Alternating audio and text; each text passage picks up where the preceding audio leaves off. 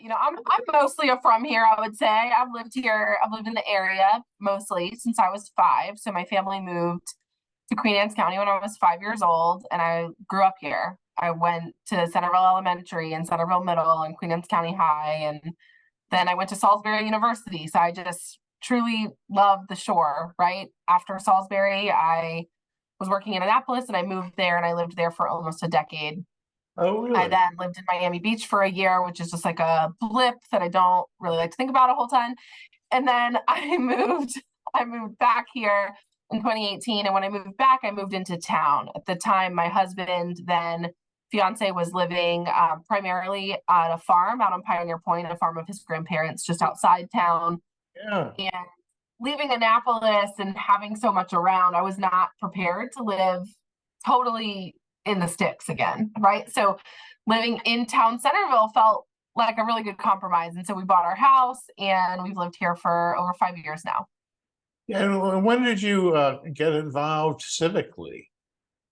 So it's just all I always have been wherever I am, whatever I am, whatever I'm doing, I'm involved civically. And even in the year I lived in Miami Beach, we had an issue and I contacted the mayor. There was an issue, I contacted the mayor, and my mother-in-law, who lived in the same neighborhood, said, "What do you mean you called the mayor?" I said, "I called the mayor and he's coming to look at this issue with our street." And she's like, "You can't just call the mayor." And I said, "Well, I did." You can, and I did. Just how I've always been. And so when we moved back to Centerville, we moved into town. I was a regular caller to the town manager, an emailer to the town council about just things that I thought, could be different or better, in whatever way. And right after I got here, a group of citizens was working on expanding the size of the council.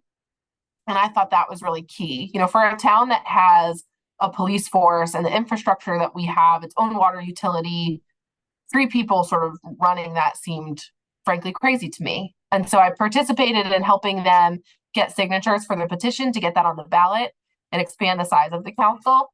And then was appointed to the town's task force to implement the Council of Five. And then, wasn't going to run still. But in the election in 2021, a bunch of people were asking me, "Hey, why don't you run? Have you ever considered running?" And I've run campaigns for other people. I've always worked in politics. I'm a lobbyist by trade. And I thought, that sounds fun. So I did that and then was adamant that I was only going to do one term, but you know how it goes. And there's more work to be done and work that's incomplete. And I love Centerville so much. And I want to see it be the kind of place that even if my kids move away, that they come back here. Right. So I moved away and I think my parents are glad I came back here. I want to continue to make Centerville a place that people want to stay for the long haul. So I think because I've been a lobbyist and worked in politics my whole career, it's all I've ever done. Like there's nothing surprising to me sort of about, how it operates. And I also think we live in a small town. We're all neighbors, right? So, we all see each other at the supermarket. We all, our kids play together at the playground. There's a collegiality on a town council that you might not find, when I'm lobbying the state government in Florida. It's like, that's different, right? Then when 5 of us might have differing views about what makes the town better, but we're all up there because we want to make the town better.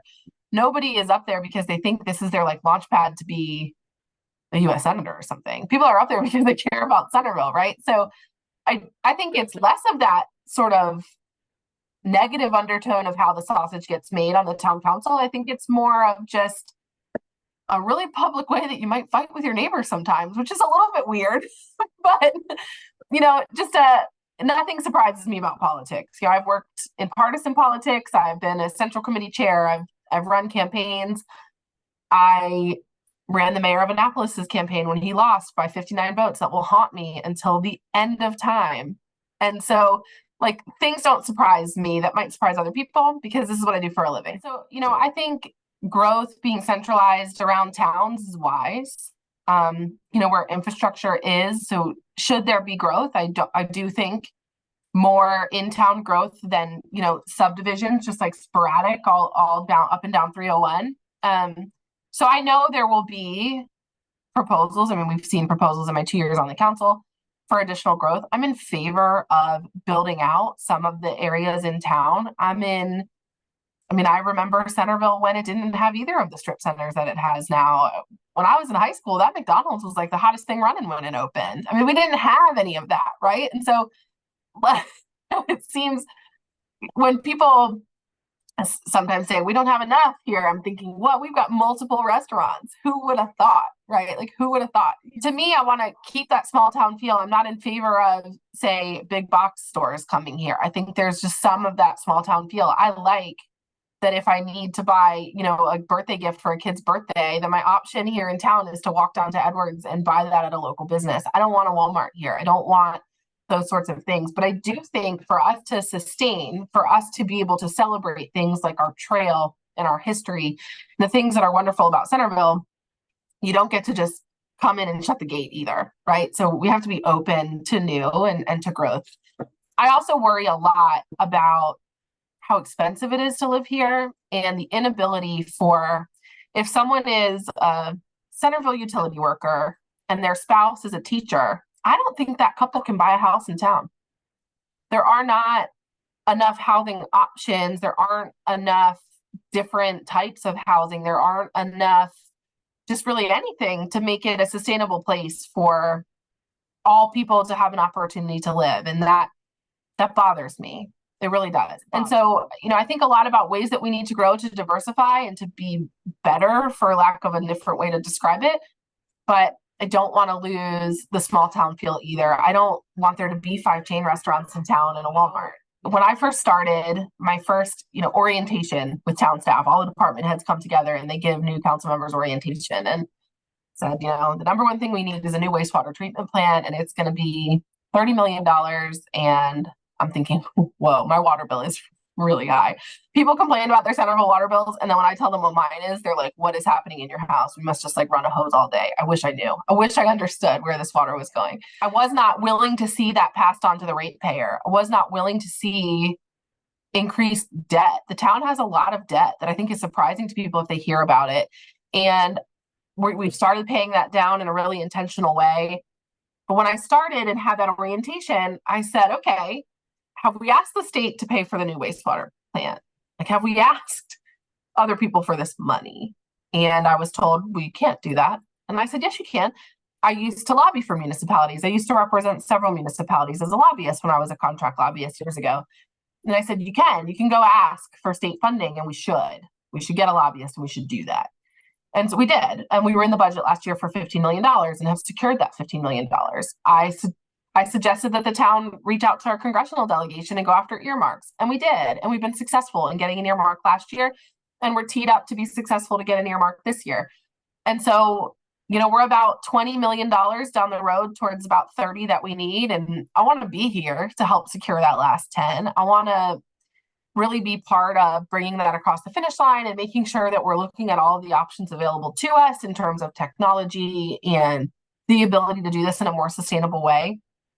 And also just smaller things, like if you watch a town council meeting, probably hear me complain about code enforcement issues and the need to ramp up I don't want to say beautification of the town, but I do kind of want to say beautification of the town. The standards that we have for ourselves, the things that we hold ourselves to as residents of Centerville and hold our neighbors to. I want to see the town do more in that space. And I've been very vocal about that my 2 years on the council, and we're getting there. We're getting to a place of not allowing some of the things that have happened for a long time to continue, and to making sure that Centerville is the best that it can be. So there's just some loose threads out there that I want to see knotted off. And the wastewater treatment plan and the funding for that, if we can secure that funding from other sources and not have to pass anything onto the ratepayers or debt onto future generations of town residents, then I will consider that a huge, huge win. Yeah. So when I ran in 2021, we were at a candidate forum in Symphony Village, and I said, Centerville needs more of a sense of place for its residents, something that brings you together as a Centervillian, right? There has to be something. And that, I spent a lot of time back then at the Chestertown Farmers Market, spent some time at events in Denton, like Summerfest. These places have things that bring the residents together around an identity, a thing that they are. For Ridgely, it's Christmas. For Denton, it's Summerfest. For Chestertown, it's the Dickens Festival or the Farmers Market. Yeah. They have this thing. And I said, Centerville, we need to find our thing. And, I think we need to do First Fridays. I just threw it out there. I think we need to do something like First Fridays. And Eric Johnson, who was running and is now on the council also, we were running at the same time. He came up to me after and said, let's you and I throw a First Friday. Let's just try it. Let's just do it. See what happens. And if the town wants to take it up later, they can, but let's just try it. And we did. We threw our first one before we were elected. And we've done it May through October in 2022 and in 2023. We've had this First Friday event where we lug arcade machines into the street and we hire a musician to come, and we have a food vendor come. We have craft vendors come if they want to come. And the community just hangs out. And the attendance varies greatly, but people come out. It's one of the few things I've seen in Centerville where you see a diverse group of people. My kids, I have an almost 3-year-old and an almost 1-year-old, and my almost 3-year-old just runs completely feral, shoeless and covered in face paint, and eating lollipops and french fries in the street for 2 hours, one Friday night a month. And he does that with kids we've never met before and may never see again, right? But he meets a new batch of kids at First Friday. We have to build community. Community doesn't just exist. You have to build it. Yeah. And you especially have to build it when not everybody lives in the same, I live in Providence Farms, which is a little bit on the outskirts of town. I can look out my back door to the new Y. And we walk to town a lot because it's very walkable. It's not as walkable from neighborhoods on the other end of town. So I do think walkability and further investment in our trail system matters. Further investment in our parks. We have wonderful town parks. We go to the Wharf Park a lot, my family. I think we have to build that sense of place. Like, we have to give the community reasons to come together. And I continue to be committed to that. Whether I win re-election or not, First Fridays are a thing that I'm going to do until nobody comes anymore. And so, I think whatever we can do to give people reasons to identify with Centerville. Like, I live in Centerville, Centerville, we have our farmers market's a lot more robust. I call myself a farmers market super fan. No one loves the farmers market more than me. I had COVID a few weeks ago and I couldn't go, and I still made my family go. I was like, you have to go. The Kaisers cannot miss the market. And so I think the more that we invest, whether that's time or funding in the kinds of events that bring community together, the better off we'll be.